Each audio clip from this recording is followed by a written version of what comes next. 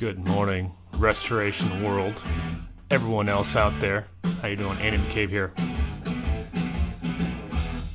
Just kind of rocking out my office this Friday. Hey, I had something hit me, and it's amazing when you spend enough time just being calm and quiet, how you're able to kind of metastasize and metabolize ideas, and they come together in a different way. I was thinking today about consultants, industry consultants, building consultants, claim consultants. And it hit me today that they need us more than we need them. One of my favorite books in the whole world, called Pitch Anything by Orrin Claff. I wish I had a copy of it here. I've listened to it on Audible probably 10 times. In the book, Orrin talks about power frames. And in any situation, sales situation, negotiating situation, you have one frame versus another, a power frame versus another power frame.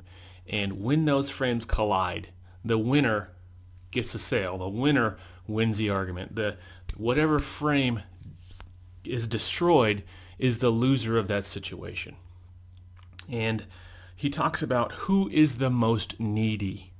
So the other day I had a consultant call me, and we were talking about I think it was a $400,000 mitigation invoice that I had helped my client put together. And he starts right out of the gate hammering me on well, you changed the pricing. There's things in there you didn't need to do. You had too much equipment according to my calculations. And I just stopped him. I said, hey, let's back up a little bit. Yeah, I'm Andy McCabe. And this is all over the phone, so it's really hard to do this over the phone, but that's why they do it. That's why adjusters call you on the phone, so you can't have this interaction, so they can dehumanize you, because you're just sort of a disembodied voice on the other end of the phone. So I said, hey, I'm Andy McCabe. I've been in this industry since 1998 or so, and who are you? Give me who you are. And this guy didn't take it well. He's like, well, he started naming off his certifications and his pedigree, and how long, how many buildings he's put together, and how long he's been in this, blah blah blah blah blah. And I said, okay, do you have an adjuster's license in the state of Illinois? He's like, no, I don't need an adjuster's license to talk to you about this, blah blah blah. And I said, okay, well, I don't have an adjuster's license either. So should we be talking about this? And we argued a little bit about that. And then I said, and I asked the one question that put him back on his heels. I said, do you have the authority to settle this claim with me today? And it was silence. And he said, no, all I can do is give a recommendation. So I said, okay. So you're going to give a recommendation based on our conversation. You're going to give a payment recommendation to the carrier based on our conversation today. He's like, yeah, that's why I'm here. And he started to go back into this invoice that I had written. And I said, okay, so can you tell me why I should have this conversation with you instead of the adjuster? I did that very intentionally. I did that because I was trying to establish who had more authority. It was my authority frame versus his authority frame. At the end of the day, as a representative of my client, I had more authority regarding that claim than he did. Because at the end of the day, he had zero authority. He's not got no check writing authority. He can't talk about insurance coverage. All he can do is give his opinion to the carrier. So that set the conversation on a different tone. That set the conversation where he had to get something from me.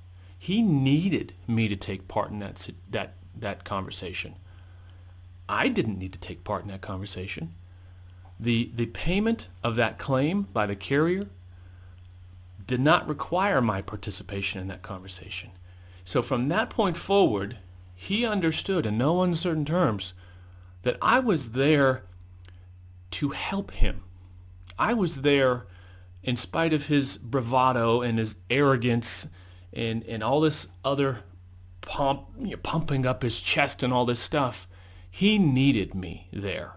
He needed me to be a part of that conversation so he could check his boxes and go through the motions and arrive at a number. So here's my recommendation to all y'all contractors out there and business owners that are getting beat up. You're just getting hammered every day by these consultants and even these adjusters that come to you and start hammering away in your bills. And the frontline guys, they never have the authority to settle the claim. So that's the first question you can ask before you even start down the road of having a conversation. Do you have the authority to settle this claim today? If the answer is yes, then you have a different framework. You have a different, okay, I can negotiate with you in good faith, understanding that the things we're going to talk about actually are going to get implemented, actually are going to happen as part of this claim. If you don't have authority, then why should I be here? Why? You tell me, Mr. Consultant, you tell me why I should participate in this conversation, in this negotiation. Because in the absence of my client, in the absence of a real adjuster, what are we really talking about? What authority do you have on this claim? So set the frame immediately and solidly. We are always on the right side. We will always have, and I've said this before, we will always hold the moral high ground as long as we're conducting ourselves professionally. As long as we're conducting ourselves with a moral compass, with not just best intentions, but best practices. So hold that moral high ground and hold that authority as far as they need you to participate in this conversation. And then if the conversation that you can tell is not going to go, it's not going to be positive, it's not going to be fruitful, it's not going to end up in your or your client's best interest, stop the conversation. You're not legally obligated to take part in these things. You're a contractor. You don't have to negotiate these things. Your bill is your bill. Your pricing is your pricing. Your methodology is your methodology. I have yet to see an adjuster that can come in and schedule my subcontractors, supervise my subcontractors, and know the difference between a scissor truss and a bow truss. I have yet to see an adjuster that came in on day one to break ground with a shovel in his hand, because they're not there. They're not the contractors. Their job is one thing, to reduce claim severity. And there is no moral high ground in that. So pick up this book. I'm going to link up the Pitch Anything book for you. Pick it up, listen to it, read it. Keep in mind who has the real authority in these situations, and don't give it up. We have given up our authority and our power and our negotiating leverage way too many times over the last 20 years. The tides are turning. I'll tell you another story at a different time about the power dynamics of authority. No, I'll tell you right now.